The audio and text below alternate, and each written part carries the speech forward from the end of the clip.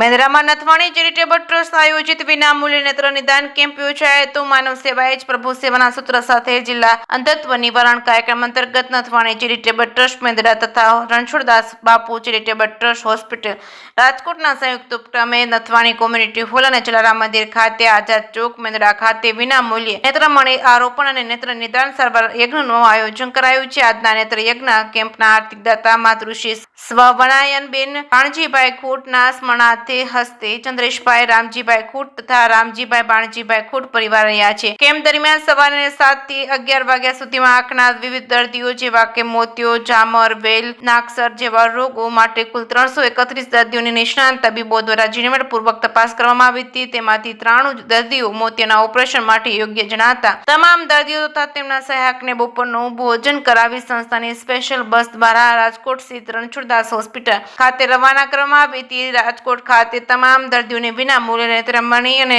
Operation, જરૂરી દવાઓ, ચશ્મા તેમજ રહેવા જમવાની નિઃશુલ્ક સુવિધા પૂરી પાડવામાં આવશે. ઓપરેશન બાદ સંસ્થાની બસ દ્વારા પરત મેંદરા કેમ્પસના સ્થળે પહોંચાડવામાં આવશે. સમગ્ર કાર્યક્રમને સફળ બનાવવા નથવાણી ચેરિટેબલ ટ્રસ્ટના કાર્યકરો દ્વારા હોસ્પિટલ સ્ટાફે ભારે જહેમત ઉઠાવી છે. જેકે સિંગલ સાથે કમલેશ મહેતા, મેંદડા.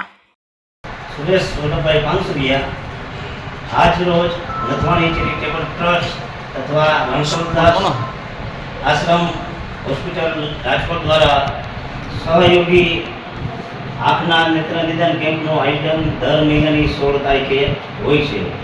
તેમના આજના કેમ્પના દાતાશ્રી માતુશ્રી વનાયબેન ભાણજીભાઈ ખૂટ, હસ્તાક્ષ છે ચંદ્રેશભાઈ રામજીભાઈ ખૂટ.